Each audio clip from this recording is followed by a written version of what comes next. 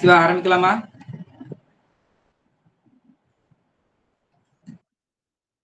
சரி சிவா.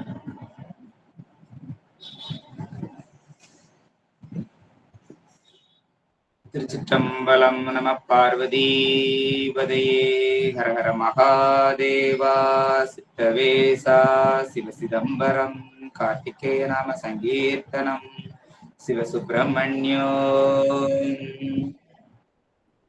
பூணோணாததோர் அன்பு பூண்டு பொருந்தி நாள்தோறும் போற்றவும் நான் ஓணாததோர் நாணம் எய்தி நடுக்கடலுள் அழுந்தினான் பேணோணாத பெருந்துரை தோணி பற்றி உகைத்தலும் காணோனா திருக்கோலம் நீ வந்து காட்டினாய் கழுக்குன்றிலே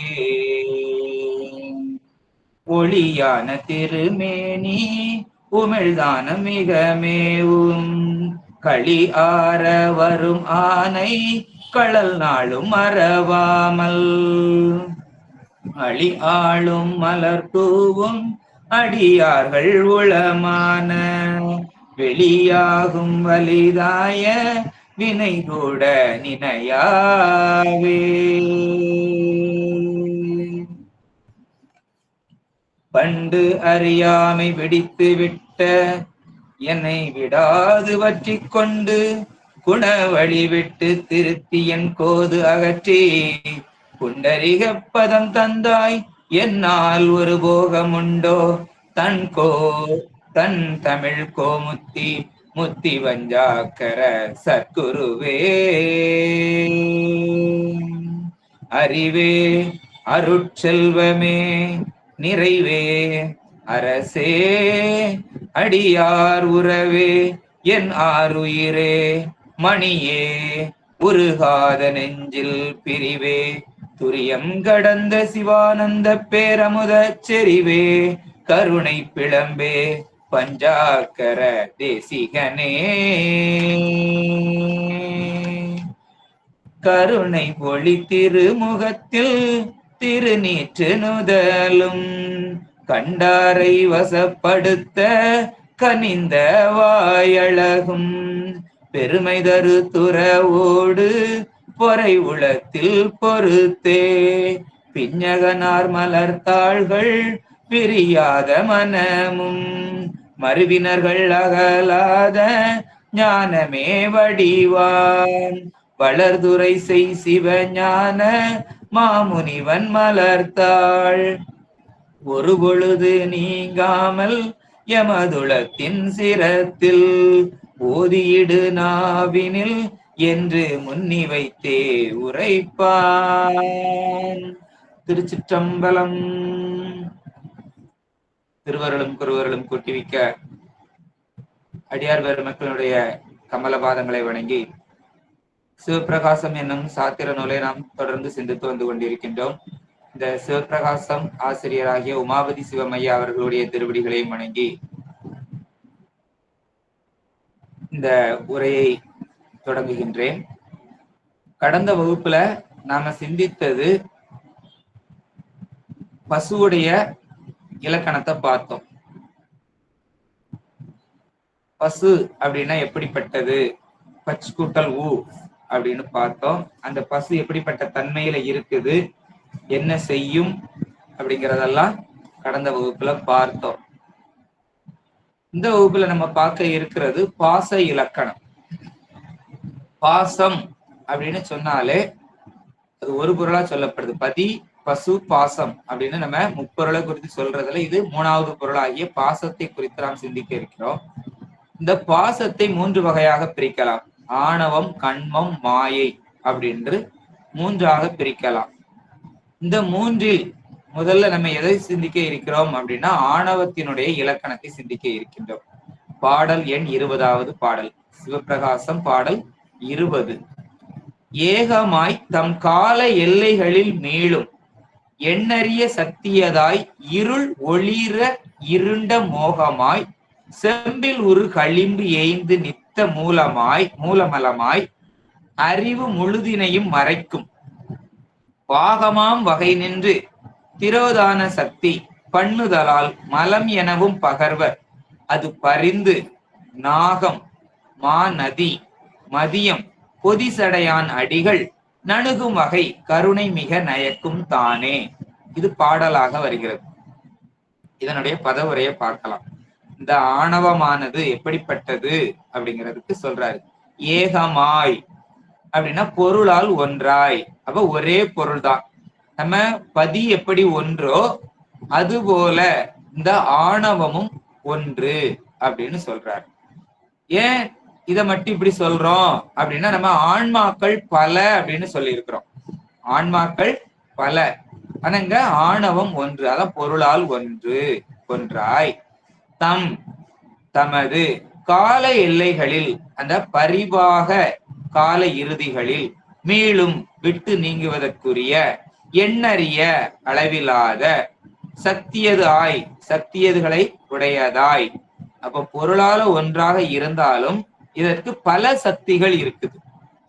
இருள் ஒளிர பூத இருளும் ஒளி என்னும்படி இருண்ட பேரிருளாய், தன்னை காட்டாத பேரிருளாய், மோகமாய் மோக காரணமாய், செம்பில் உரு செம்பில் உற்ற களிம்பு எய்ந்து களிம்பை ஒத்து, நித்த மூலமலமாய் அழியாத முதற்களங்கமாய், அறிவு முழுவதினையும், இந்த அறிவு அனைத்தையும் மறைக்கும், விளங்க விடாமல் தடுத்து நிற்கும் திரோதான சக்தி.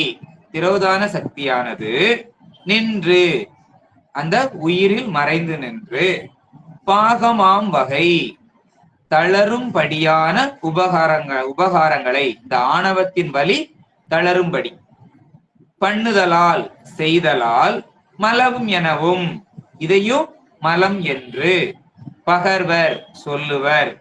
அது தானே, அது தானே அந்த திரோதாயி சக்தியே நாகம் மாநதி மதியம் அப்படின்னா பாம்பு, பெரிய கங்கை, மான பெரிய பிரவாகம், பெரிய கங்கை, பிறை அதான் மதி, பொதிசடையான் வைத்த சடையுடைய சிவனுடைய அடிகள் திருவடிகளை நணுகும் வகை அடையும்படி மிக பரிந்து மிகவும் இறங்கி கருணை நயக்கும் அருளாக விளங்கும் அப்படின்னு சொல்லப்படுது. இது பதவுரை. இந்த ஆணவம் என்னெல்லாம் செய்யும், எப்படி இருக்குது அப்படிங்கறதான் இந்த இதுல சொல்றாரு. முதல் 2 வரியில, சரியா, முதல்ல பாதி பாடல் ஆணவத்தை பத்தி சொல்லுது, சரியா, அது எப்படி இருக்கும் அப்படின்னு முதல் 4 வரியில ஆணவத்தை பத்தி சொல்லிட்டு, 2வது 4 வரியில, சரியா, அந்த பாடல்ல அந்த 4 வரியில திரோதான சக்தி என்ன செய்யும் அப்படின்னு சொல்றாரு. அப்போ ஏகமாய் அப்படிங்கிறதா முதல் வார்த்தை. ஏகமாய் அப்படின்னா இந்த ஆணவ மலம் ஏகமாய், அதாவது பொருளால் ஒன்றாய். இந்த ஆணவ மலம் பொருளால ஒன்று. ஆணவ மலம் என்பது பொருள், அதுவும் ஒரு பொருள் தான். இப்ப நம்ம பதி பசு சொல்றோம் இல்லையா, அது போல இதுவும் ஒரு பொருள். அந்த ஒரு பொருள் தான். ஆனா ஆன்மாவை போல பல பொருள்கள் அல்ல. ஆன்மாங்கிறது பல, பல ஆன்மாக்கள். இப்ப நீங்க வேற நான் வேற, ஒவ்வொருத்தரும் ஒவ்வொரு ஆன்மா. ஆனா ஆணவம் அப்படி அல்ல, ஒரே ஆணவம். அதனாலதான் அதை சொல்றாரு ஏகமாய். தம் கால எல்லைகளில் நீளும் எண்ணறிய சக்தியதாய். இந்த ஆணவ மலம் பொருளால ஒன்று, ஆனால் அது எங்க இருக்குது அப்படின்னா, அதுக்கு இருப்பிடம்னு ஒண்ணு இருக்குது. அது எங்க இருக்குது அப்படின்னா ஆன்மாவினுடைய அறிவுல தான் இருக்குது. அது இருக்கும் இடம் ஆன்ம அறிவு தான். ஆன்ம அறிவில் இருந்து தம் கால எல்லையில் மீளும் அப்படின்னு சொல்லப்படுது. இந்த அறிவை விட்டு நீங்கும். அதனால அது குற்றம், சரியா. ஒரு பொருள் நம்ம அறிவுல இருந்து ஒண்ணு நீங்குது அப்படின்னா அது குற்றம். நீங்காம இருக்கிறதா குணம். அப்ப அது குற்றம் அப்படின்னு சொல்லப்படுது. ஒரு கால எல்லத்தில் மீள்வதனால அது என்னது அப்படின்னா குற்றம். அப்படி மீளுகின்ற அந்த ஆணவ மலம் எண்ணறிய சக்திகளை உடையது. அப்படி மீண்டாலும் அதுக்கு என்ன இருக்குது அப்படின்னா சக்திகள் அதிகம், எண்ணறியதா இருக்குது. பொருளால ஒன்றா இருந்தாலும் சக்திகள் பல. இப்ப நமக்கு சூரியன் ஒண்ணுதான், ஆனா அதனுடைய கதிர்கள் பல. அதுபோல இதுவும் பொருளால ஒன்றாய் இருந்தாலும் இதனுடைய சக்திகள் பலவாக இருக்கிறது, இதனுடைய தன்மை பலவாக இருக்கிறது. அந்த சக்திகள்ங்கிறது தன்மையை குறித்து நிற்கிறது, தன்மைகள் பலவாக இருக்கிறது. ஒவ்வொரு சக்திகள், இந்த சக்திகள் ஒவ்வொன்றும் ஒவ்வொரு தன்மைப்பட்டு இருக்கும். இந்த சக்திகள் எல்லாம் ஒவ்வொரு தன்மைப்பட்டு இருக்கும். அப்போ ஒரு ஆன்மா கிட்ட இந்த ஆணவ மலம் மீளும் பொழுது மற்ற ஆன்மாக்கள் கிட்ட அது செயல்பட்டு கொண்டுதான் இருக்கும். இப்போ ஒருத்தர் முக்தி அடைகிறாரு அப்படின்னா அடுத்தவங்கிட்ட ஆணவ மலம் என்ன ஆகாது, போகாது, அவங்ககிட்ட செயல்பட்டுக்கிட்டு தான் இருக்கும். ஏன் அப்படின்னா சக்தியும் ஒன்றுதான் அப்படின்னு சொல்லியாச்சு. அப்படின்னா ஒருத்தர் முக்தி அடையும் போது அவர்கிட்ட இருந்து நீங்கிச்சுன்னா என்ன ஆயிரணும், எல்லாத்துட்ட இருந்து நீங்கிடணும். அப்ப எல்லாரும் ஒரே காலத்துல முக்தி அடைகிறது மாதிரி ஆயிரும். அப்படி நடக்கல. அதனால என்ன சொல்றாரு, ஆணவ மலம் ஒன்று, அதனுடைய சக்திகள் பல, ஒவ்வொருத்தையும் ஒவ்வொரு மாதிரி இருந்து அது வேலை செய்யும் அப்படின்னு சொல்றாரு. அப்ப ஒரு பொருள்னா ஒரு பொருள் கிட்ட நீங்கியாச்சுன்னா எல்லாத்துலயும் நீங்கணும். இப்ப ஒருத்தங்கிட்ட நீங்கி, இப்ப எல்லாருமே பொருள் தானே சொல்றோம். பதி ஒரு பொருள், பாசம் ஒரு பொருள், பசுவும் ஒரு பொருள்னு சொல்றோம். ஒரு பொருள்கிட்ட இருந்து அது நீங்குது அப்படின்னா அந்த பொருள்கிட்ட எல்லாத்துட்ட இருந்து நீங்கணும். அப்படி நீங்கல, அதனால இது சக்தியா அப்படின்னு சொல்றாரு. சரியா? அப்போ ஆன்மா கட்ட அது செயல்பட்டு கொண்டுதான் இருக்கணும். சரியா? இருக்கும். அப்ப ஆன்மா கிட்ட நீங்கினா, ஒரு ஆன்மாட்ட நீங்கினா எல்லா ஆன்மாவும் என்ன ஆகணும், முக்தி பெறணும். ஆனா இங்க அப்படி நடக்கல. இங்க நீக்கப்படுவது என்பது அந்த ஆணவத்தை நீக்கவில்லை, அதனுடைய காரியத்தை தான் நீக்குகின்றோம். காரணம் அப்படியேதான் இருக்கும், காரணத்தை நீக்கவில்லை, காரியம்தான் நீங்குகின்றது. அப்போ ஒவ்வொருத்தருக்கும் காரியம் வித்தியாசப்படுது, காரணம் எல்லாத்துக்கும் ஒண்ணுதான். இப்போ என்கிட்ட இருக்கிற ஆணவ மலம் மாதிரிதான் உங்ககிட்டயும் ஆணவ மலம் இருக்கும், எல்லாத்துட்டையும் ஆணவ மலம் ஒண்ணுதான். ஆனா அதனுடைய காரியங்கள் வித்தியாசமா செயல்பட்டுக்கிட்டு இருக்குது. என்கிட்ட வேற மாதிரி செயல்படும், உங்ககிட்ட வேற மாதிரி செயல்படும், பக்கத்துல இருக்கவங்ககிட்ட வேற மாதிரி செயல்பட்டு கொண்டு இருக்கிறது. அதனால அந்த சக்திகள் என்ன பண்ணுது அப்படின்னா ஒவ்வொருத்தையும் ஒவ்வொரு விதமா செயல்படுது. அதனால காரியம்தான் நீக்கப்படுவது, அந்த காரணம் அல்ல. காரணத்தை நீக்க முடியாது, அது நித்த பொருள், அதனால அதை நீக்க முடியாது. காரியத்தை மட்டும்தான் இங்க நீக்கிறோம் அப்படின்னு சொல்றாரு. இதனுடைய காரியம் நீக்கப்பட்டிருக்கும். அப்ப மற்றவர்களோட காரியத்தை அங்க நீக்க முடியாது, அது நிகழ்ந்து கொண்டுதான் இருக்கும். அந்த காரியத்தை நீக்கணும்னா அது அவங்கதான் அதுல முயற்சி செய்யணும் அப்படின்னு சொல்றாரு. சரி, இந்த ஆணவம் எப்படி இருக்கும்? இப்ப ஒரு பொருள்னு சொல்லியாச்சு, அது பல சக்திகளை உடையதுன்னு சொல்லியாச்சு, இது அதனுடைய இருப்ப சொல்லியாச்சு. இனிமே அது என்ன வேலை செய்யும், அது எப்படிப்பட்ட தன்மை? இருள் ஒளிர இருண்ட மோகமாய் அப்படின்னு சொல்றாரு. அப்போ இந்த ஆணவ மலத்தை நம்ம உலகத்துல உள்ள பௌதிக இருள் இருக்கு இல்லையா, ராத்திரி வந்துருச்சுன்னா இருள் வருது, அந்த இருள் பக்கத்துல இந்த ஆணவ மலத்தையும் பக்கத்துல வச்சோம் அப்படின்னா நம்ம பௌதிக இருள், ராத்திரியில இருக்கக்கூடிய இருள் இருக்கு இல்லையா, அது ஒளிர்வது போல தெரியுமா. அதை விட இது ரொம்ப அடர்த்தியான கருப்பா இருக்குமா, இருண்டு போய் இருக்குமா. இது பக்கத்துல இருக்கிறது தெரியவே தெரியாதா, அந்த அளவுக்கு அது இருளா இருக்கும். அது பக்கத்துல இதை வச்சா இது வெளிச்சம் அடிக்கிறது மாதிரி தெரியும் அப்படின்னு சொல்றாரு. அப்ப இந்த இருள் என்பது இது எதை குறித்து சொல்லப்படுது அப்படின்னா துன்பத்தை குறித்து சொல்லப்படுது. இந்த இருள் அப்படிங்கிறது துன்பத்தை குறித்து சொல்லப்படக்கூடிய வார்த்தையாக இருக்கிறது. அப்போ நமக்கு இப்ப துன்பம், நம்ம துன்பப்படாதவங்க யாருமே இல்லை, நம்ம எல்லாருமே துன்பப்பட்டிருப்போம். சரியா? ஒரு துன்பத்தை பார்க்கும்போது எப்பா எனக்கு வந்த துன்பம் மாதிரி எல்லாம் உங்களுக்கு எல்லாம் யாருக்குமே வந்திருக்காது அப்படின்னு சொல்லுவோம்.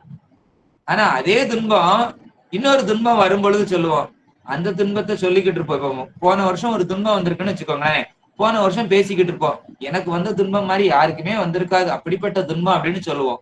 ஆனா இந்த வருஷம் ஒரு துன்பம் வந்திருக்குன்னு சொல்லுவோம், வந்திருக்குன்னு சொல்லுங்களேன், வந்திருக்குதுன்னு வச்சுக்கோங்க. போன வருஷத்து துன்பத்தை பார்க்கல, இந்த வருஷ துன்பம் அதிகமா தெரியும். இந்த துன்பத்துக்கு அந்த துன்பம் பரவாயில்லையே அப்படின்னு சொல்லுவோம். அப்போ துன்பங்கள் மாறிக்கொண்டே இருக்குது. அதுபோல இந்த துன்பத்துக்கெல்லாம் பெரிய துன்பம் எது அப்படின்னா இந்த ஆணவ மலம் தான். சரியா? இப்ப நமக்கு வயிறு வலி இருக்குது அப்படின்னு சொல்றோம். வயிறு வலி மாதிரி ஒரு துன்பம் இந்த உலகத்துல எதுவுமே கிடையாது. ஒண்ணும் சாப்பிட முடிய மாட்டேங்குது, எப்ப என்னத்தை சாப்பிட்டாலும் வயிறு வலிக்குது அப்படி இப்படின்னு சொல்றோம். கொஞ்ச நாள் கழிச்சு ஒரு நெஞ்சு வலி வந்துருச்சு அப்படின்னா, இதுக்கு அந்த வயிறு வலியே பரவாயில்ல அப்படின்னு சொல்லக்கூடிய அளவுக்கு அந்த வலியை நம்மள மாத்தி விடுது. இருக்குதா இல்லையா? அப்படித்தான் இருக்குது. ஆனா இது எல்லாம், இந்த துன்பங்களுக்கு எல்லாம் பெரிய துன்பம் எது அப்படின்னா இந்த ஆணவ மலம் அப்படின்னு சொல்றாரு. அப்ப அந்த நெஞ்சு வலி கூட இன்பமா தெரியுமா நமக்கு? வயிறு வலியே இன்பமா தெரியுது எப்ப அந்த நெஞ்சு வலி வரும்போது. ஆனா இந்த நெஞ்சு வலியே இன்பமா தெரியுமா இந்த ஆணவ மலத்துடைய துன்பம் வரும்போது? அந்த அளவுக்கு இது கொடுமையானது அப்படின்னு சொல்றாரு. அப்ப எல்லா துன்பங்களுக்கும் காரணம் இந்த ஆணவ மலம் தான். அப்ப எல்லா துன்பங்களுக்கும் பெரிய துன்பம் எது அப்படின்னா இந்த ஆணவம் அப்படின்னு சொல்றாரு. நம்ம சொல்லுவோம் எல்லா இன்பங்களுக்கும் காரணம் யாரு அப்படின்னா பெருமான். பெருமான் அவ்வளவு கருணையாளன், அவ்வளவு இன்பம் மிக்கவன். அதே போல பெருமானுக்கு நிகரானது இந்த ஆணவ மலம். எதுல அப்படின்னா அவர் எப்படி இன்பத்துல நிகரானவரோ, அவருக்கு மிஞ்சின இன்பம்னு ஒண்ணு கிடையாதோ, அது போல துன்பத்துக்கு மிஞ்சினது இந்த ஆணவ மலத்துக்கு மிஞ்சினது ஒண்ணும் கிடையாது. அவர் இந்த ஓரமா இருந்தாருன்னா இது இந்த ஓரமா இருக்கும். அப்படி ரெண்டு பேரும் ஆப்போசிட்ல. அது இன்பத்தின் உச்சம் அப்படின்னு சொன்னா பெருமான, துன்பத்தின் உச்சம் அப்படின்னு சொன்னா இந்த ஆணவத்தை சொல்லலாம். அந்த அளவுக்கு கொடுமையானது அப்படின்னு சொல்லி இந்த ஆணவ மலத்துடைய விளக்குறாரு. அதான் இருள் ஒளிர இருண்ட மோகமாய். அப்ப அந்த இருளை காட்டிலும் அதிக இருளை உடையது, அதிக துன்பத்தை தரக்கூடியது இந்த ஆணவ மலம் அப்படின்னு சொல்றாரு. அப்போ இது அந்த அதுக்கு அடுத்து ஒரு ஓமை மூலமாகவும் விளக்குறாரு. செம்பில் ஒரு களிம்பு ஏய்ந்து அப்படிங்கிற அடுத்த வரியில சொல்றாரு. இந்த ஆணவ மலம் எப்படி இருக்குது அப்படின்னா நமக்கு வேறாய் இருந்து கொண்டு இது வேலை செய்யல. இந்த ஆணவ மலம் நம்மகிட்ட வேறாய் இருந்து கொண்டு வேலை செய்யல, நம்ம கூடவே இருக்குது. நம்ம கூடவே இருந்து துன்பத்தை தந்து கொண்டே இருக்குது. அப்ப கூடவே இருந்து என்ன பண்ணிக்கிட்டு இருக்குது? நம்மள பெரிய குழிக்குள்ள தள்ளி கொண்டே இருக்குது. பெரிய பெரிய குழிக்குள்ள கொண்டு தள்ளுது. இந்த குழிக்குள்ள தள்ளுனது காணாதுன்னு எப்ப இதை விட ஒரு பெரிய குழியை பார்த்துருச்சுன்னா அந்த குழிக்குள்ள கொண்டு தள்ளுது. அப்படி நம்மள பெரிய பெரிய குழிக்குள்ள தள்ளி கொண்டே இருக்குது அப்படின்னு சொல்றாரு. அதனால இது கூட இருந்தே வேலை செய்யுது. இந்த செம்பில் ஒரு களிம்பு போல அப்படின்னு. செம்பு பாத்திரம் பார்த்திருப்போம், வீட்டுல எல்லாரும் வீட்லயுமே செம்பு பாத்திரம் பார்த்திருப்போம். கொஞ்ச நாள் பயன்படுத்தல அப்படின்னா அது என்ன ஆகும் அப்படின்னா ஒரு மாதிரி பச்சை கலர், நீல பச்சையா ஒரு மாதிரி பச்சை கலர்ல அதுல ஒரு அழுக்கு மாதிரி ஒட்டும். சரியா? அத சொல்றாரு. அப்ப இது அந்த களிம்பு போல அப்படின்னு சொல்றாரு. ஆனா அது களிம்பு கிடையாது. அதெல்லாம் நம்ம விளக்குனா அது போய்விடுகிறது. அந்த செம்புல உள்ள மூலக்கூறுகளுக்குள்ளே இருக்குது, அதுதான் களிம்பு. அந்த மேலுடி வருவதெல்லாம் அழுக்கு, அது அல்ல இந்த சொல்லப்படுவது. அந்த செம்புக்குள்ள இருந்து அது யாருக்கு தான் தெரியும் அப்படின்னா ரசவாதிகளுக்கு தான் தெரியும். அதை நீக்குவதற்கு, அந்த களிம்பை நீக்குவதற்கு ரசவாதிகளுக்கு தான் தெரியும், நம்மளுக்கு எல்லாம் தெரியாது. நம்ம சும்மா பாத்திரம் மினுங்குதுன்னுட்டு தேய்ச்சி வைப்போம், அது அல்ல. அது மறுபடியும் வந்து ஒட்டிக்கிடும். ஆனா இந்த ஆணவ மலம்ங்கிறது இந்த ஆன்ம அறிவுல எப்பொழுதும் சேர்ந்தே இருக்கக்கூடியது. அதுபோல அந்த செம்புல களிம்பு சேர்ந்தே இருக்கும் அப்படின்னு சொல்ற. சரியா?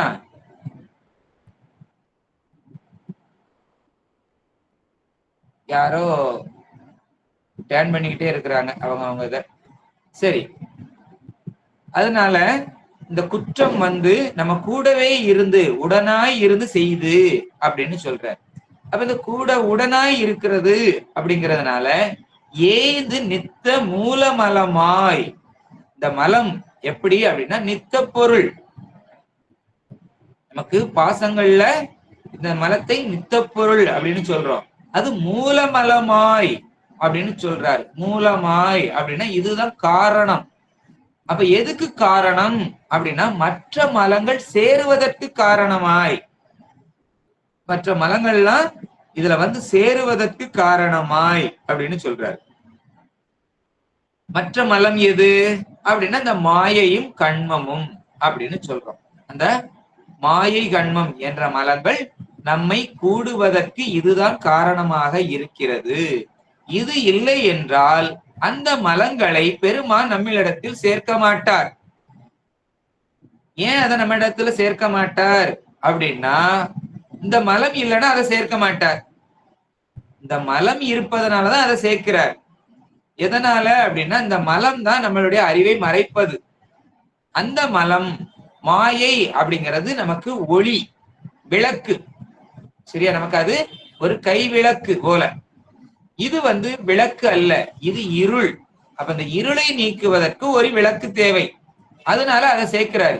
இப்ப இருள் இல்ல அப்படின்னா நமக்கு விளக்கு தேவையா அப்படின்னா நமக்கு விளக்கு தேவை இல்லை. அதனாலதான் சொல்றாரு, இது இருக்கிறதுனாலதான் அதை சேர்க்கின்றார் அப்படின்னு சொல்றாரு. அடுத்த வரியில சொல்றாரு, அறிவு முழுதினையும் மறைக்கும். அப்ப நமக்கு கொஞ்சமாலாம் மறைச்சு வைக்கல. சரியா? அறிவு முழுதினையும் மறைக்கும், நம்மளுடைய அறிவை முழுவதையும் மறைக்கும் அப்படின்னு சொல்றாரு. அப்ப முழுதினையும் முழுவதையும் அப்படின்னு சொல்றதுனால அந்த அப்படிங்கிறது என்ன அப்படின்னா முற்றும்மை, சிறிது கூட விளங்காது, முற்றிலுமாக மறைத்து நிற்கும். ஆனா நம்ம என்ன நினைச்சுக்கிட்டு இருக்கோம், நம்ம அறிவுலாம் விளங்கி இருக்குது அப்படின்னு நினைச்சுக்கிட்டு இருக்கோம். இல்ல, நம்ம அறிவு இன்னும் விளங்கவே இல்லை, நல்லா மறைச்சு நிக்குது. சரியா?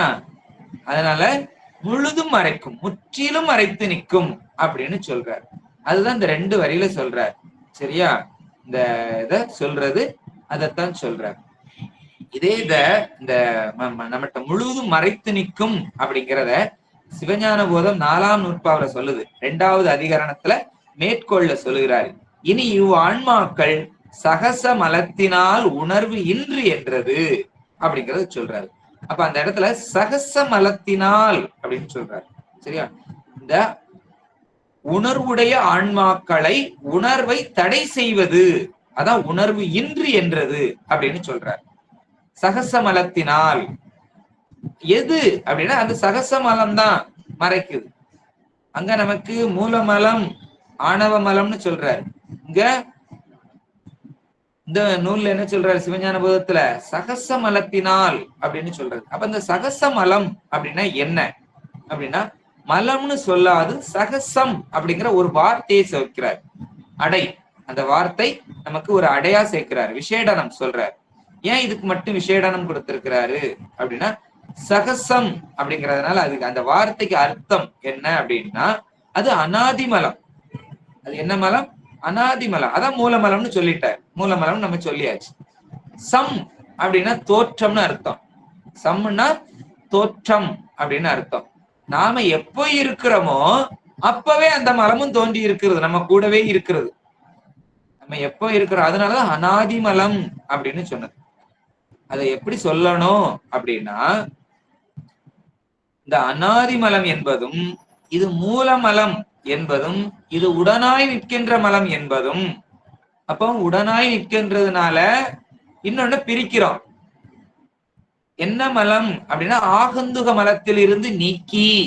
அப்ப அந்த ஆகந்துக மலம் அப்படின்னா எது அப்படின்னா அந்த மாயை கண்மத்தில இருந்து இதை நீக்கிறோம், இதை பிரிச்சு சொல்றோம். அப்போ அனாதி மலம் என்பதும் மூலமலம் என்பதும் உடனாய் நிற்கின்ற மலம் என்பதும், சரியா, ஆகந்துக மலகத்திலிருந்து நீக்கி இதை சகஜம் என்று அப்படி சொல்லணும் அப்படிங்கிறார். அதான் சகஜ மலத்துக்கு டெபினிஷன். இந்த சகஜ மலம் அப்படின்னா இதான் டெபினிஷன். அனாதி மலம் என்பதும் மூலமலம் என்பதும் இது உடனாய் நிற்கின்ற மலம் என்பதும் மற்ற அந்த ஆகந்துக மலத்திலிருந்து நீக்கி இதை சகஜம் என்றார். அதனால இதை சகஜ மலம் அப்படின்னு சொல்றாரு.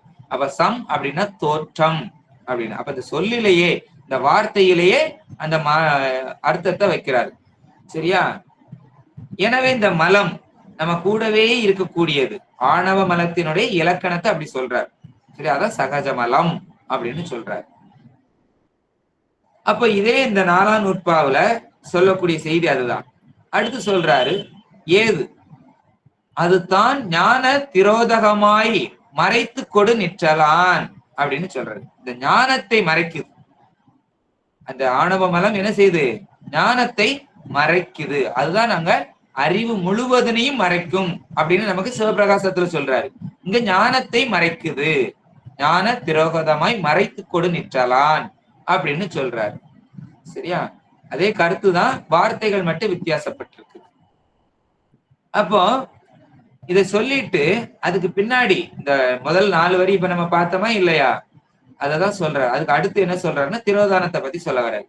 ஏகமாய் தம் கால எல்லைகளில் மேலும் எண்ணறிய சக்தியதாய் இருளொளிர இருண்ட மோகமாய் செம்பிலூர் களிம்பி எய்து நித்த மூலமலமாய் அறிவு முழுவதினையும் மறைக்கும் அப்படிங்கிறது இந்த ஆணவ மலத்தை சொல்றாரு. இந்த ஆணவ மலத்துக்கு எடுத்துக்காட்டு வச்சு சொல்றாரு. இது எப்படி இருக்கும் அப்படின்னா செம்பிலூர் களிம்பு போல அப்படின்னு, மூலமலமாய் இருக்கும் அறிவு முழுவதினையும் மறைக்கும் அப்படின்னு முதல் நூலையும் எடுத்து சொல்லியாச்சு. சிவஞான போதத்துல எப்படி சொல்லி இருக்குது அப்படிங்கிறதையும் சொல்லியாச்சு. அடுத்த வரியில சொல்றாரு, இது எப்படி இருந்தாலும், இதெல்லாம் நமக்கு இந்த மலம் இப்படிப்பட்டதா இருந்தாலும், அடுத்த அடியில சொல்ற பெருமானுடைய கருணை எப்படிப்பட்டது, அதெல்லாம் எப்படி இருந்தாலும் மலம் எப்படினாலும் இருந்துட்டு போகட்டும், ஆனா பெருமானுடைய கருணைன்னு ஒண்ணு இருக்கா இல்லையா, அந்த கருணை எப்படிப்பட்டது அப்படின்னு, பாகமாம் வகை நின்று திரோதான சக்தி அப்படின்னு சொல்றார். பாகமாம் வகை நின்று திரோதான சக்தி. இந்த மலம் பாகமாம் வகை, நம்மை விட்டு பிரியும் வகை, அது அப்ப நம்மளை விட்டு பிரிக்கணும், பிரிகிறது வரைக்கும் நீங்கும் வகை நின்று, அந்த மலத்தோடும் ஆன்மாக்களோடும் நின்று மலத்தை காரியப்படுத்தி கொண்டு அதற்குள்ளேயும் நிற்கிறது இந்த திருவருள் திரோதான சக்தி அப்படின்னு சொல்றார். அப்ப அந்த திரோதான சக்தி எதெல்லாம் காரியப்படுத்திக்கிட்டு இருக்குதுன்னா, நம்மளையும் காரியப்படுத்திக்கிட்டு இருக்குது, நம்மளையும் பக்குவப்படுத்தி கொண்டே இருக்கிறது, இந்த ஆன்மாக்களையும் பக்குவப்படுத்தி கொண்டே இருக்கிறது, அந்த மலத்தையும் காரியப்படுத்தி கொண்டே இருக்குது. ஏன் அப்படின்னா நமக்கு எல்லாத்துக்குமே பக்குவம் உண்டு, பெருமானுக்கும் பக்குவம் உண்டு, நமக்கும் பக்குவம் உண்டு, மலத்துக்கும் பக்குவம் உண்டு அப்படின்னு நம்ம பார்த்திருக்கோம். சரியா? அப்போ இதுல சொல்ற அந்த ஆன்மாக்குழுக்குள்ளோடும் நிக்குது, மலத்தோடும் நின்னு எது நிக்குது, எதுன்னா அந்த திருவருள் நின்று, அத திரோதாயி அப்படின்னு சொல்றோம். திரோதான சக்தி பண்ணுதலால் என்ன பண்ணுது அப்படின்னா காரியம் பண்ணிக்கொண்டே இருக்குது. அதான் காரியம் பண்ணுதலால் நம்மளையும் காரியப்படுத்துறாரு, அதையும் அந்த மலத்தையும் காரியப்படுத்துகிறார். அதுதான் இது. இப்ப திரோதாயி நம்ம கூட இருந்தாலும் அந்த திரோதாயியை இயக்குவது யாரு அப்படின்னா பதி. அதனாலதான் இந்த ரெண்டையும் சேர்த்து சொல்றதுனாலதான் அதுதான் என்னதுன்னா ஐந்தொழில் அப்படின்னு சொல்லப்படுது. இந்த சக்தி பண்ணுதலால் என்ன பண்ணுதலால் அப்படின்னா வகையிலே பாகம் பண்ணுவதால். அப்ப அந்த வகை அப்படின்னா என்னது அப்படின்னா படிப்படியாக சோபான முறையில் பக்குவப்படுத்துறார். ஏன்னா நம்ம இருக்கக்கூடிய மலத்தை ஒரே நேரத்திலேயோ ஒரே நாளையிலேயோ என்ன பண்ண முடியாது, நீக்கவே முடியாது. கொஞ்சம் கொஞ்சமா தான் காரியப்படுத்துறார். அப்படி கொஞ்சம் கொஞ்சமா காரியப்படுத்தல அப்படின்னா நம்மளால என்ன பண்ண முடியாது, தாங்கி கொள்ள முடியாது. இப்ப நம்மகிட்ட துணி இருக்குது, ஒரு சட்டை இருக்குது, அதுல அழுக்கு இருக்குது, ஒரே நேரத்துல போட்டுடலாமா அப்படின்னா போட முடியாது. அது சோப்பு போட்டாலும் கொஞ்ச நேரம் ஊற வைக்கிறோம், பிற மறுபடியும் குத்தி துவைக்கிறோம், பிற மறுபடியும் அலசுறோம், பிற மறுபடியும் கரை போகலைன்னா மறுபடியும் ப்ளீச் பண்றோம், என்னென்னலாமோ செய்யறோம். அப்படி இல்லையா? அப்படித்தான் ஒரே நேரத்துல போட்டா என்ன ஆகும், அந்த துணி கிழிந்து விடும். இதேன்னு தேய்ச்சிட்டோம் அப்படின்னா துணி கிழிஞ்சிரும். இல்ல பரவாயில்ல, அடுத்த தடவை ஒரு தடவை போட்டுட்டு அடுத்த தடவை போடும்போது கொஞ்சம் போட்டுக்கிடுவோம் அப்படின்னுட்டு உலர வச்சு விடுறோம். அது போலதான் இந்த அழுக்க ஒரே நேரத்துல நீக்க முடியாது. ஆன்மாக்கிட்ட இருந்து அப்படி ஒரே நேரத்துல நீக்கியாச்சு அப்படின்னா இந்த ஆன்மாக்கள் தாங்காது அப்படின்னு சொல்றாரு. அதனாலதான் பையவே கொடுபோந்து வாசமெனும் தாழ் உருவி அப்படின்னு மணிவாசகர் சொல்றார் திருவாசகத்துல. சரியா? அப்ப அந்த வகையில பாகம் பண்ணுதார். சரியா? முறைப்படி படிப்படியாக பாகம் பண்ணுவதால். சரியா? அது எப்படி பாகம் பண்றாராம், பாகத்தால் பாகம் பண்ணுகிறார். பாகம் யாரு, இடபாகம். இடபாகம் யாரு, சக்தி. அந்த சக்தியை கொண்டு நமக்கு பாகம் பண்ணுகிறார், பக்குவப்படுத்துறார். அதான் பாகத்தால் பாகம் பண்ணி, பாகமா வகை நின்று திரோதான சக்தி அப்படின்னு சொல்றாரு. அதான் பாகத்தால் பாகம். அதான் பாகம் அப்படிங்கறத ரெண்டா சொல்லலாம். ஒரு பக்கம் அப்படின்னு சொல்லலாம், அந்த பாகத்தால் பாகம் பண்ணுவது. சரியா? அதான் பாகமாம் வகை நின்று திரோதான சக்தியாய். மலம் எனவும் பகர்வர். இந்த திரோதான சக்தியை மலம் எனவும் பகர்வர். அதையும் மலம் அப்படின்னு சொல்றாங்க அப்படின்னு சொல்றாரு நம்ம நூலாசிரியர். யாரு சொல்லுவா அப்படின்னா மலத்தோர் சொல்லுவாங்களாம். அதை யாரு சொல்லுவா அப்படின்னா மலத்தோர். மலத்தோர் யாரு? நம்ம தான் அதையும் மலம்னு சொல்லுவோம் அப்படின்னு சொல்றாரு. ஏன் அப்படின்னா இப்ப டாக்டர் வராரு, ஊசி போடுவார், சின்ன பிள்ளைங்கெல்லாம் பயந்து ஓடும். ஏன் அப்படின்னா பூச்சாண்டி அப்படின்னு நம்ம பயங்காட்டி வச்சிருப்போம். டாக்டர் வந்தா ஊசி போடுவார் அப்படின்னு பயங்காட்டி வச்சிருப்போம். அதனால டாக்டரை கண்டாலே பயந்து ஓடும். அது அவரை பார்த்தாலே எப்படிதான் தெரியும்? பூச்சாண்டி மாதிரிதான் டாக்டரை பார்த்தாலும் தெரியும். இவரும் ஒரு பூச்சாண்டி, நம்மளுக்கு குத்தி போடுவாரு, வலிக்கும் அப்படின்னுட்டு. ஆனா உண்மையான பூச்சாண்டியா அப்படின்னா அவர் பூச்சாண்டி கிடையாது. ஆனா பூச்சாண்டின்னு சொல்லி என்ன பண்ணி வச்சிருப்போம்? பயங்காட்டி வச்சிருப்போம். இல்லைன்னா டாக்டர்கிட்ட சொல்லிடுவேன், ஊசி போட வச்சிருவோம் அப்படின்னு. அது போல அப்படின்னு சொல்றார். சரியா? அது மாதிரி பயங்காட்டி வச்சிருக்கிறாங்க அப்படின்னு சொல்றாரு. அப்ப இந்த மலம் அப்படின்னா இது மலம் கிடையாது. திரோதாயி நம்மளுக்கு பக்குவப்படுத்துவது. ஆனால அதையும் மலம் அப்படின்னு சொல்றாங்க. குணம் செய்வதையும், குணம் தான் நமக்கு செய்யுது. அந்த திரோதான சக்தி என்ன செய்யுது? நம்மளை குணப்படுத்தி கொண்டு இருக்கிறது. அந்த குணப்படுத்தி கொண்டு இருக்கிறதையும் திரோதான மலத்தையும் மலம் அப்படின்னு சொல்லு. திரோதான சக்தி திரோதான மலம் அப்படின்னு பகர்வர். யாரு அப்படின்னா மலத்தோர். அவங்க சொல்லிட்டு போட்டோம். சரியா? அந்த மலத்தோர் சொன்னா சொல்லிட்டு போட்டோம். ஆனா ஏன் கடமை, என் கடமைன்னு ஒண்ணு இருக்குது இல்லையா அப்படின்னு அந்த மலம் என்ன செய்யுமா? அந்த திரோதான சக்தி அத மலம்னு சொல்லிட்டோமா இல்லையா? அப்படி நம்ம சொன்னாலும் அதனுடைய கடமை அது என்ன செய்யும் அப்படின்னா அது பரிந்து, அது நம்ம மேல இறக்கப்பட்டு பரிந்து வந்து அந்த திரோதான சக்தி நம்ம மேல ரொம்ப பரிவுடையது. பரிவுனாலே சக்தி தான், சக்தினாலே பரிவு தான். அதுதான் இரக்கம். இறக்கப்பட்டு என்ன செய்யுதுன்னா நாகம் மா நதி மதியம் பொதிசடையான் அடிகள் நணுகும் வகை கருணை மிக நயக்கும் தானே. அப்ப நாகம், அடுத்து மா நதி, மதியம் அப்படின்னா அடுத்தடுத்த வார்த்தைகளா இருக்குது. இதை சேர்த்து படிக்கும் அப்படின்னுட்டு அவசரமா படிக்கிறோம் அப்படின்னுட்டு நாகம்மா நதி அப்படின்னு நாகம்மான்னு சொல்லிடக்கூடாது. நாகம் வேற, மா நதி வேற. சேர்த்து படிக்கணும்னா நாகம்மா நதி மதியம் அப்படின்னு தப்பா படிச்சிடக்கூடாது. நாகம் மா நதி அப்படின்னு பிரிச்சு படிக்கணும். நாகம்னா என்னது அப்படின்னா பாம்பு. நாகம்னா எல்லாத்துக்கும் தெரியும், அது பாம்பு. பாம்புன்னா என்னது அப்படின்னா குண்டலினி சக்தி. அது அது எதை குறிப்பது அப்படின்னா குண்டலினி சக்தியை குறிக்கிறது. மா நதி அப்படின்னா என்னது அப்படின்னா கங்கை. நதிங்கன்னா எது? கங்கை. மா அப்படின்னு இதுக்கு ஒரு அடை கொடுக்கிறார். அப்படின்னா பெரிய, பிரவாகமாக அப்படின்னு சொல்லப்படுது. அப்ப கங்கை அப்படின்னா என்னது அப்படின்னா தீர்த்தம். சரி, தீர்த்தம் அப்படின்னா என்னது அப்படின்னா தீர்ப்பது. தீர்த்தம் எதை தீர்ப்பது அப்படின்னா அஞ்ஞானத்தை தீர்ப்பது. இந்த அஞ்ஞானத்தை நீக்கி ஞானத்தை தருவது தீர்த்தம். அதனாலதான் தீர்த்தம் தொழிச்சுக்கிடுறோம். நம்ம அஞ்ஞானம் எல்லாம் போகட்டும், ஞானம் வரட்டும் அப்படின்னு. சரியா? அதான் ஞான நீர் அப்படின்னு சொல்றோம். அப்ப கங்கை அப்படின்னாலே ஞான நீர் அப்படின்னு சொல்லப்படுது. அப்ப இங்க நதி அப்படின்னு மட்டும் சொல்லல, அதுக்கு அடை கொடுத்திருக்கிறாருன்னு சொல்லிட்டோம்.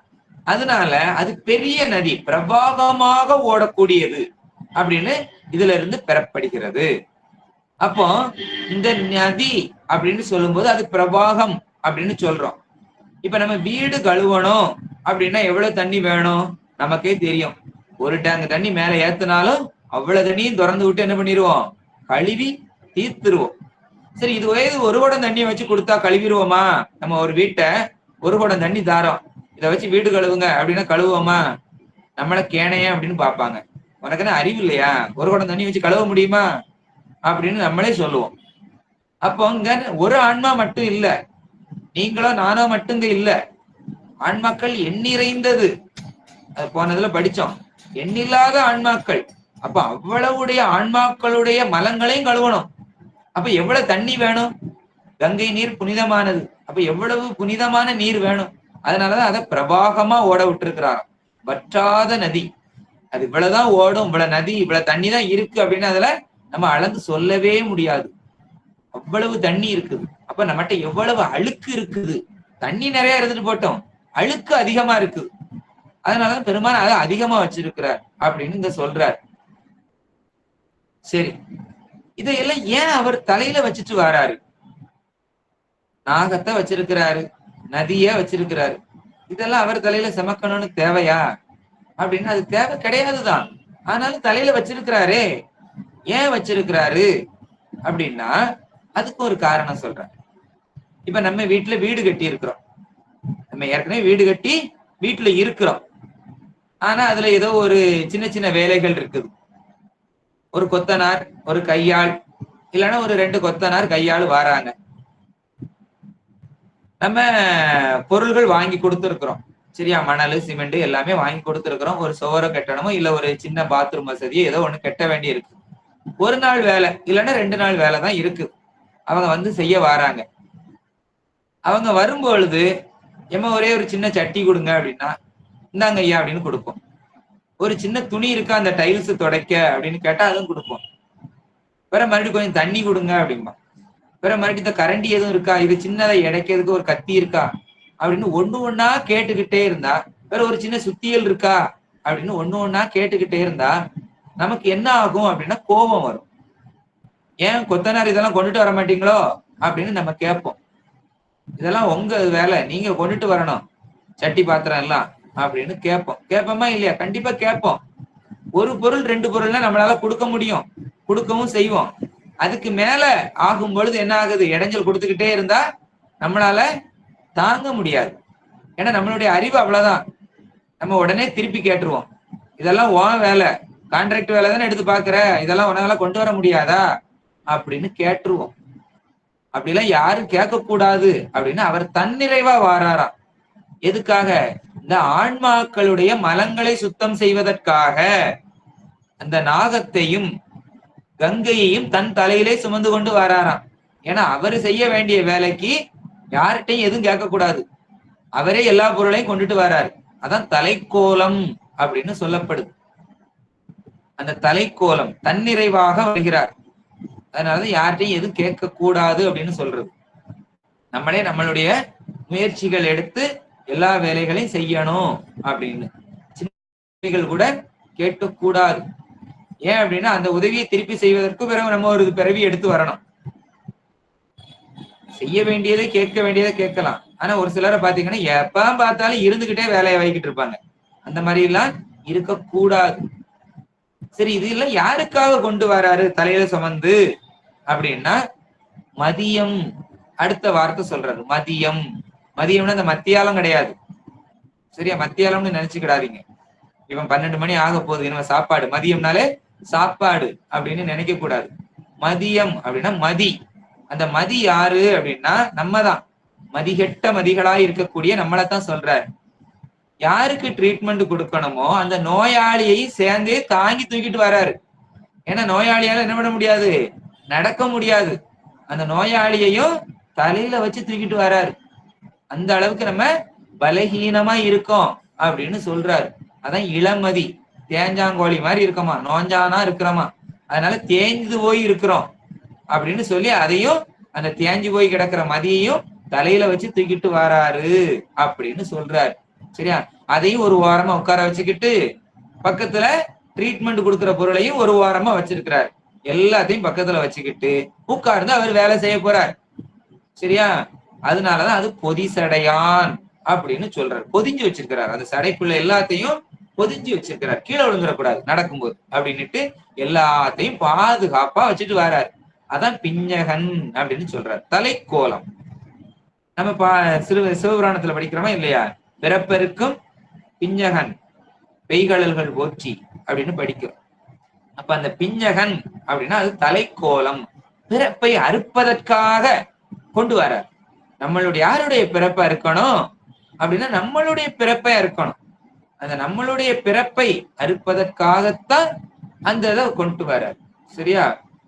ஏன்னாங்க நம்ம வந்ததனுடைய நோக்கமே பிறப்பை அறுப்பதற்குத்தான்.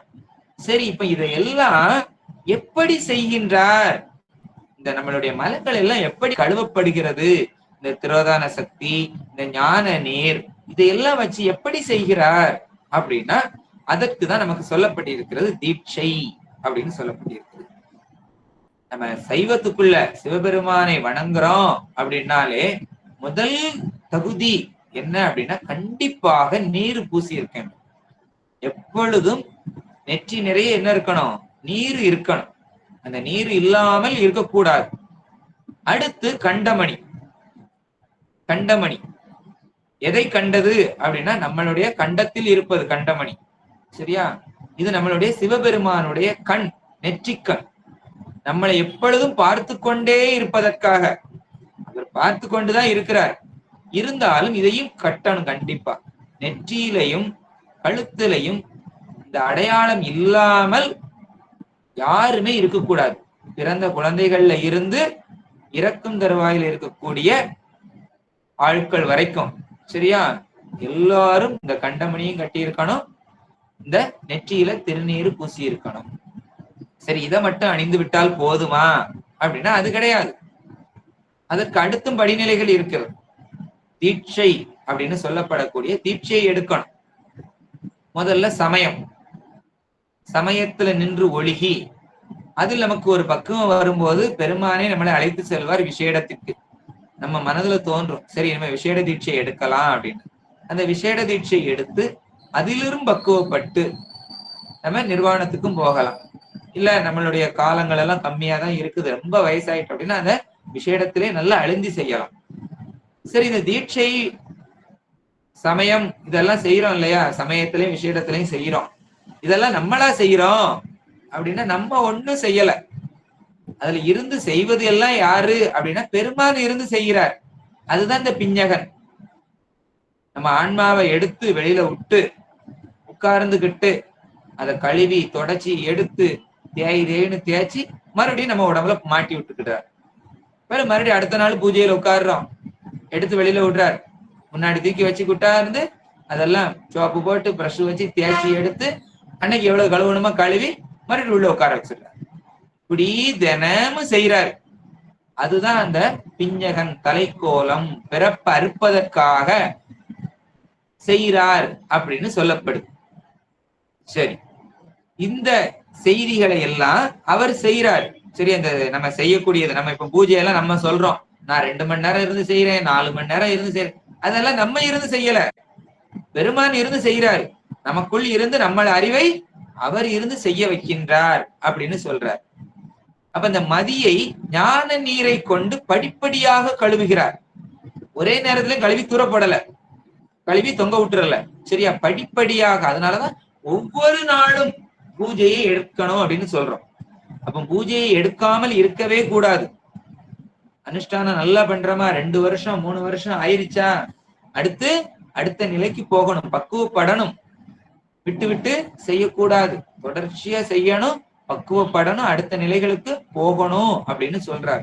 ஏன் அப்படின்னா நம்ம ஒரு பெருமானை லிங்க மூர்த்தமாக வைத்து வழிபடும் போதுதான் அதனுடைய ஆற்றல் இன்னும் அதிகப்படும், நம்மளுடைய மலம் அதிகமாக நீங்கப்படும், நமக்கு பக்குவம் அதிகமாக வரும் அப்படின்னு சொல்றார். சரியா? அதனால படிப்படியாக கழுவுகிறார். எதன் மூலமாக அப்படின்னா அந்த நாகத்தை கொண்டு கழுகிறார். நம்ம எல்லாம் நாகம் அப்படின்னா பயந்து ஓடுறோம். இங்க அந்த நாகம் தான் நம்மளுடைய அறிவை கழுவுது. குண்டலினி அப்படின்னு சொல்றார். அதான் திரோதான சக்தி. சரியா? அதை கொண்டு கழுவுகிறார்.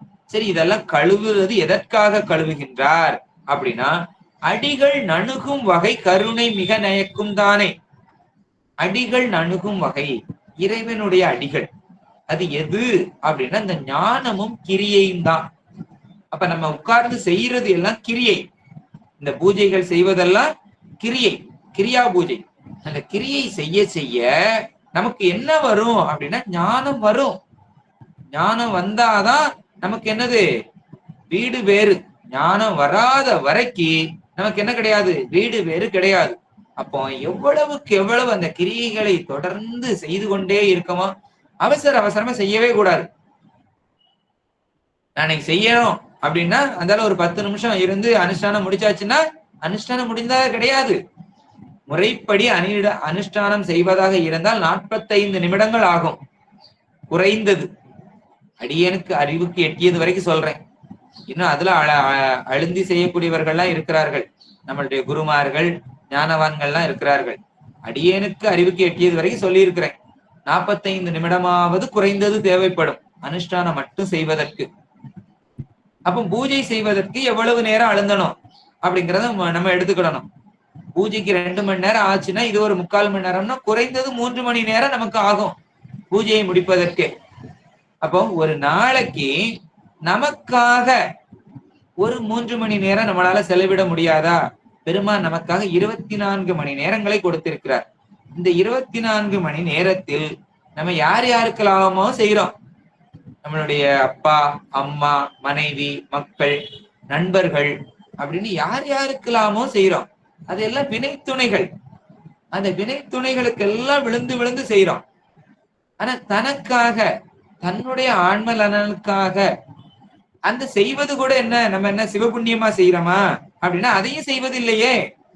சிவபுண்ணியமா செஞ்சிருந்தா கூட அது சிவபலன்களை நமக்கு தரும். அதையும் நம்ம அது கருதியும் செய்வதில்லை.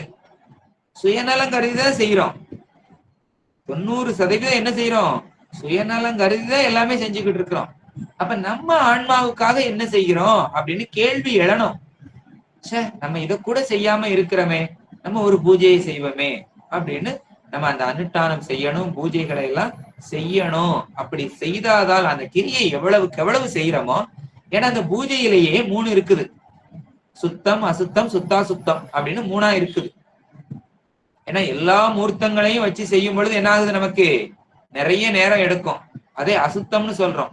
ஏன் அப்படின்னா நம்ம அசுத்தமாக அறிவு இருக்குது, அசுத்தப்படக்கூடாது என்பதற்கு அந்த பூஜையை அசுத்தம் என்கிறோம். அப்ப அதிக நேரம் இருந்து செய்யணும் அப்படின்னு அந்த கிரியைகளை செய்வது சரியா, அது அசுத்தம். கிரியைகளை குறைத்து பெருமான் இடத்தில் அழுந்துவது, அது அந்த அழுந்துவதை நேரமா அதிகமா எடுத்துக்கிட்டோம் அப்படின்னா அது சுத்தமாக பார்க்கப்படுகிறது. அப்போ அதுல துவார பூஜை, சப்த குருக்கள், மற்ற குரு எல்லாம் வச்சு செய்யும் போது அது நமக்கு அசுத்தம் என்று பார்க்கப்படுகிறது. அப்ப எல்லாத்தையும் வச்சு செய்யும் போது நேரம் அதிகமாகும். அது கிரியை அதிகம் பண்ணுகிறோம். அப்ப மனதை அலைபாய விடாமல் இருப்பதற்காக அந்த கிரியையை செய்யறோம். அப்ப பெருமாற்ற அழுந்த அந்த கிரியைகள் குறையும். அப்பதான் ஞானம் பிறக்குது அப்படின்னு அர்த்தம். அப்ப அந்த ஞானம் வந்தால்தான் நமக்கு என்ன ஆகுது, வீடு பேருக்கு தகுதியை பெறுகின்றோம் அப்படின்னு சொல்றார். அதான் நணுகும் வகை. அந்த அடிகளை நணுகணும், நினைத்து கொண்டே இருக்கணும். அந்த நினைத்து கொண்டே இருப்பதற்கு கருணை வேணும். அந்த கருணை மிக நயக்கும். அதை நயப்பது எது அப்படின்னா நம்மளுடைய திரோதான சக்தி. சரியா, அந்த திரோதான சக்தி தான் நமக்கு அந்த கருணையை தந்து கொண்டிருக்கிறது இந்த ஆன்மாவிற்கு. சரியா, இது நணுகும் வகை. இந்த ஆன்மா நணுகும் வகை செய்யக்கூடியது அந்த திரோதான சக்தி. இது அப்படிங்கிறது இது நணுகும் வகை அப்படின்னா அந்த ஆன்மா. நயத்தல் அப்படின்னா பரிவு. எது பரிவு? நம்ம மேல பரிவா இருக்குது எதுனா அந்த திரோதான சக்தி. அந்த சக்தி அவ்வளவு கருணை உடையதாக இருந்து நம்மளை எங்க கொண்டு சேர்க்குது, பெருமான இடத்தில் கொண்டு சேர்ப்பதாக இருக்கிறது. இப்படியெல்லாம் செய்யக்கூடிய இந்த திரோதான சக்தியை மலம் என்றும் சொல்லுவார்கள். யாரு சொல்லுவா? இந்த மலம் உள்ளவர்கள் அப்படின்னு சொல்றாரு. அதனால அதையும் மலம் என்றும் சொல்லுவார்கள். இந்த ஆகமங்கள்ல எல்லாம் என்ன சொல்லப்படுகிறது, இந்த திரோதான சக்தியையும் வழிபடக்கூடிய தெய்வங்கள் அப்படின்னு தான் சொல்லப்படுகிறது. திருக்கோயில வச்சு வழிபடக்கூடிய தெய்வங்கள் அப்படின்னு தான் சொல்லப்பட்டு கொண்டிருக்கிறது, ஆகமங்கள்ல சொல்லப்பட்டிருக்கிறது. அதனால அது ஒன்றும் குற்றம் இல்லை, அது மலம் அல்ல. அதுவும் நமக்கு உதவி செய்யக்கூடிய ஒரு கருணையை செய்யக்கூடிய ஒரு சக்தி அப்படின்னு சொல்லப்படுகிறது. இது இந்த ஆணவத்தினுடைய இலக்கணமாக இந்த பாடல்ல சொல்றாரு. அடுத்த பாடல் மாயையை பத்தி சொல்றாரு. அதுல சுத்த மாயையை பத்தி சொல்றாரு. பாடல் 21.